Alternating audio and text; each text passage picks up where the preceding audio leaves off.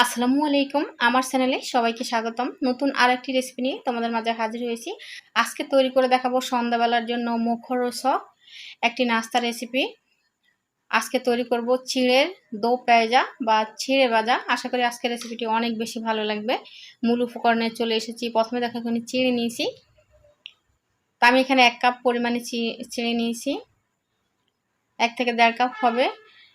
তো দেখো চিড়েটা ঝেড়ে নিচ্ছি। অনেকগুলো ধানের কুড়া বের হয়েছে আর অনেকগুলো ময়লা থাকে। যেহেতু চিড়েটা বাজারে খোলা অবস্থা বিক্রি করা হয়, প্যাকেট চিড়েও পাওয়া যায় আজকাল। তো আমি খোলা চিড়েটাই নিয়েছি, এখানে ঝেড়ে নিয়েছি। আর এতটুকু চিড়ে থেকে দেখো অনেকগুলো ময়লা বের হয়েছে। এবারে যে কাজটা করবো এটা হলো একটা পরিষ্কার তাওয়াল নিব। তাওয়াল নিয়ে চিড়েটাকে ভালোভাবে মুছে নিব। চিড়ের মধ্যে অনেক বালু থাকে, যাতে বালুটা সরে যায়। ভিডিওটা অনেকটা লং ছিল আর আমি অনেকটা পাস্ট করে দিয়েছি, সেজন্য হয়তোবা বুঝতে অসুবিধা হতে পারে তোমাদের, সেজন্য আমি দুঃখিত। সরাসরি চুলায় চলে এসেছি। চুলার ফ্রাইং প্যান বসিয়ে নিয়েছি। এখন চিড়েগুলো দিয়ে দিচ্ছি। তোমরা চাইলে এভাবে কম বেশি করে এই চিড়েটা ভেজে একটি এয়ারটাইট কন্টেনারে ভরে সংরক্ষণ করে নিতে পারবে। চুলার আঁচটা মিডিয়ামে রেখে অনবরত নেড়ে চিড়েগুলো ভেজে নেব। যদি টিনের তাওয়ায় ভাজো সেক্ষেত্রে কিন্তু চুলার আঁচটা কমিয়ে রাখতে হবে। আর খেয়াল রাখতে হবে চিড়েগুলো যাতে পুড়ে না যায়। তো একদম মুচমুচে করে ভেজে নিয়েছি। চিড়েগুলো তুলে নিয়েছি। এবারে একই প্যানে সরষের তেল দিয়ে দিব। আর এই রেসিপিটা সরষের তেলে করলে বেশি ভালো লাগে, ঝাঁঝ গন্ধ ভীষণ ভালো আসে। এবারে দিয়ে দিলাম চিনেবাদাম। এখানে 1/3 কাপ চিনেবাদাম নিয়েছি। বাদামগুলো ভেজে নেব। চুলার আঁচটা মিডিয়ামে রেখে অনবরত নেড়ে বাদামগুলো ভেজে নিচ্ছি।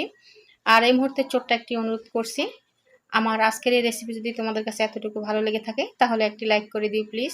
তোমার একটি লাইক আমার এই রেসিপিটা অন্যদের কাছে পৌঁছাতে সাহায্য করবে। তোমাদের সাথে কথা বলতে বলতে বাদামগুলো ভাজা হয়ে গেছে। চুলার আঁচটা বাড়ানো যাবে না, তাহলে কিন্তু বাদামটা পুড়ে যাবে উপর থেকে, খেতে তেতো লাগবে আর ভেতরে হবে না। বাদামগুলো তুলে নেওয়ার পরে এখানে দেখো দিয়ে দিচ্ছি বড় সাইজের একটি পেঁয়াজ কুচানো।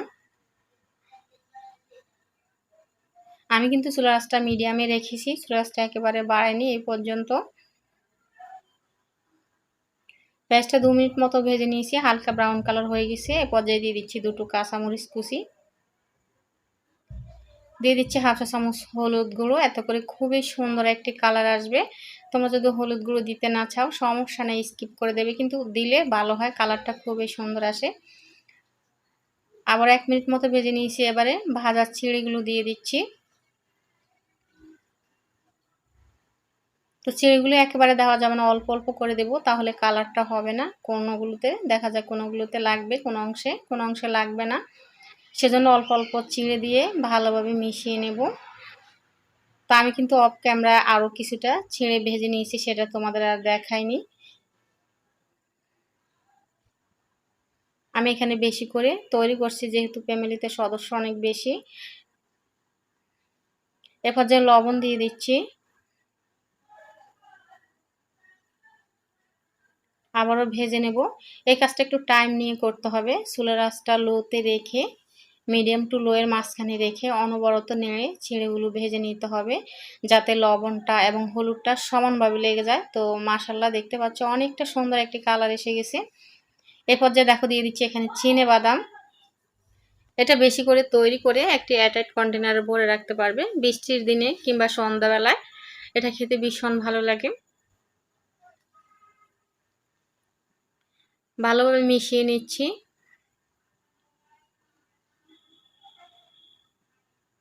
এই সম্পূর্ণ রেসিপিটাই কিন্তু একটু ধৈর্য ধরে করতে হবে, একটু টাইম নিয়ে চুলার আঁচটা মিডিয়াম টু লো এর মাঝখানে রেখে কাজটা করতে হবে। দেখো সম্পূর্ণ চিড়েগুলোতে কালারটা চলে এসেছে, সুন্দর একটি কালার এসেছে আর দেখতে অনেকটা লোভনীয় লাগছে। তো এবারে একটি সার্ভিং বলে ঢেলে নিচ্ছি। প্রথমে বলেছিলাম আজকে দো পেঁয়াজা করব, তো প্রথমে দেখতে পাচ্ছ একবার পেঁয়াজ দিয়ে দিচ্ছি। এবারে কাঁচা পেঁয়াজ ও কাঁচামরিচ দিয়ে দিলাম, অনেকটা পরিমাণে চানাচুর দিয়ে দিলাম, ভালোভাবে মেখে নিচ্ছি। এখানে চাইলে একটু বিট লবণও অ্যাড করতে পারো। আমি আবারও একটু সরিষার তেল দিয়ে দিচ্ছি, উপর থেকে একটু সরিষার তেল ছড়িয়ে দিচ্ছি। তো মনে হলো যে কম হয়েছে, তো আবার একটু সরিষার তেল দিলাম, মেখে নিচ্ছি। তোমরা পেঁয়াজটা মাখানোর আগে এয়ারটাইট কন্টেনারে ভরে রাখবে পরিমাণ মতো, তো আমরা যেহেতু খেয়ে নিব, আমরা সবগুলো মেখে নিয়েছি।